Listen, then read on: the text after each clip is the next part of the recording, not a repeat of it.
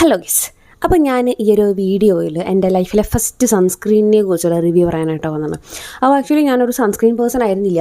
ആദ്യം മുതലേ sunscreen use ചെയ്യുന്ന അങ്ങനത്തെ ഒരു വ്യക്തിയൊന്നും ആയിരുന്നില്ല. എനിക്ക് ചെയ്തിട്ടുണ്ടായിരുന്നില്ല. ഞാൻ വളരെ കുറച്ച് വർഷങ്ങളായിട്ടുള്ള ഞാൻ സൺസ്ക്രീൻ യൂസ് ചെയ്യാനായിട്ട്. അപ്പോൾ അങ്ങനെ ഇരിക്കുകയാണ് ഞാൻ ഫസ്റ്റ് ഞാനൊരു സൺസ്ക്രീൻ വാങ്ങിച്ചു നോക്കി. എല്ലാവരും സൺസ്ക്രീനെ കുറിച്ച് പറയുന്നത്. അപ്പോൾ സൺസ്ക്രീൻ വാങ്ങിച്ചു നോക്കാൻ തുടങ്ങി. ഞാൻ ഷോപ്പിൽ പോയിട്ട്, ഓൺലൈനെന്നല്ല ഷോപ്പിൽ പോയിട്ട് വാങ്ങിച്ചൊരു പ്രോഡക്റ്റ് ആയിരുന്നത് mama earth ultra light Indian sunscreen.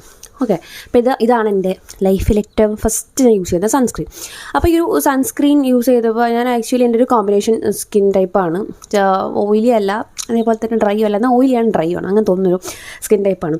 അപ്പോൾ ഇതിനകത്ത് paraben and silicon free dermatologically tested for Indian skin എന്നൊക്കെ കണ്ടുമ്പോൾ നമ്മൾ ഇതായത് മഞ്ഞളും ക്യാരറ്റും ഒക്കെ കണ്ടു. അപ്പോൾ ഞാൻ നല്ല സൂപ്പറായിരിക്കും, മാമ എർത്ത് അല്ലേ, നല്ല ബ്രാൻഡാണെന്നൊക്കെ വെച്ച് വാങ്ങിച്ചപ്പോൾ എനിക്ക് ഭയങ്കര മോശം അഭിപ്രായമായിരുന്നു.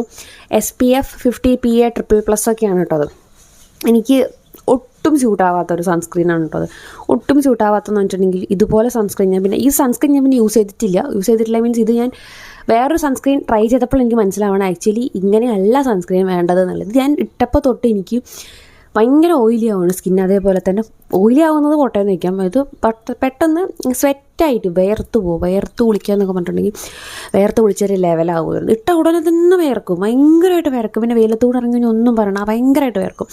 അങ്ങനെ ഇത് എനിക്ക് ഒട്ടും പറ്റാതെയായിട്ട് പിന്നെയാണ് ഞാൻ വേറെ സൺസ്ക്രീനുകൾ ട്രൈ ചെയ്യാൻ തുടങ്ങിയപ്പോൾ എനിക്ക് മനസ്സിലായി ആക്ച്വലി ഇങ്ങനെ ആവണമെന്നില്ല സൺസ്ക്രീൻ. ആദ്യമൊക്കെ വിചാരിച്ചത് ഇതാണ് ഇങ്ങനെ തന്നെ ആയിരിക്കും സൺസ്ക്രീൻ, കാരണം ഞാൻ ഉപയോഗിച്ചിട്ടില്ലല്ലോ. അപ്പോൾ ഞാൻ വിചാരിച്ചു, പക്ഷേ അതൊരു വേസ്റ്റ് എക്സ്പീരിയൻസ് ആയിരുന്നു. പിന്നെ ഞാൻ സാധനം ഉപയോഗിച്ചിട്ടില്ല കേട്ടോ. അത് മാമ എർത്തിന് ഇനിയിപ്പോൾ ഈ അൾട്രാലൈറ്റ് ഇന്ത്യൻ സൺസ്ക്രീനിന് മാത്രം പ്രശ്നമാണോ അതെനിക്കറിയില്ല, ഞാനിത് മാത്രമേ ഉപയോഗിച്ചിട്ടുള്ളൂ. പിന്നെ സൺസ്ക്രീനിൻ്റെ കേസായിട്ട് ഞാൻ പറഞ്ഞു, പക്ഷേ മാമ എർത്തിൻ്റെ തന്നെ ഫേസ് വാഷിലൊക്കെ നല്ല പ്രൊഡക്റ്റുകളുണ്ട്. ഞാൻ യൂസ് ചെയ്തിട്ടുള്ള ഇപ്പോഴും യൂസ് ചെയ്തുകൊണ്ടിരിക്കുന്ന പ്രൊഡക്റ്റുകളുണ്ട്. അതിൻ്റെ റിവ്യൂ ഞാൻ പിന്നെ ചെയ്യാം. അതേപോലെ തന്നെ ഇപ്പം ഞാൻ യൂസ് ചെയ്തുകൊണ്ടിരിക്കുന്ന നല്ല കുറച്ചും കൂടെ എക്കണോമിക്കലി കുറച്ചും കൂടെ നമുക്ക് വാങ്ങിക്കാനും ഉപയോഗിക്കാനൊക്കെ പറ്റുന്ന തരത്തിലുള്ള സൺസ്ക്രീനുകൾ, കുറച്ചും കൂടെ ലൈറ്റ് വെയിറ്റ് ആയിട്ടുള്ള നല്ല സൺസ്ക്രീനുകളുടെയൊക്കെ സംഭവങ്ങളും പിന്നെ യൂസ് ചെയ്തിട്ടുണ്ട്. അപ്പോൾ അതിൻ്റെയൊക്കെ ഞാൻ റിവ്യൂ പറയാം. അപ്പോൾ അതിൽ തന്നെ ഏറ്റവും ബെസ്റ്റ് അഫോർഡബിൾ ആയിട്ടുള്ള അടിപൊളി സൺസ്ക്രീനിൻ്റെ റിവ്യൂ ഞാൻ അടുത്ത വീഡിയോയിൽ പറയാം കേട്ടോ. അപ്പോൾ തീർച്ചയായിട്ടും കൂടുതൽ വീഡിയോസിനായി ചാനൽ സബ്സ്ക്രൈബ് ചെയ്യുക, സപ്പോർട്ട് ചെയ്യാം. താങ്ക്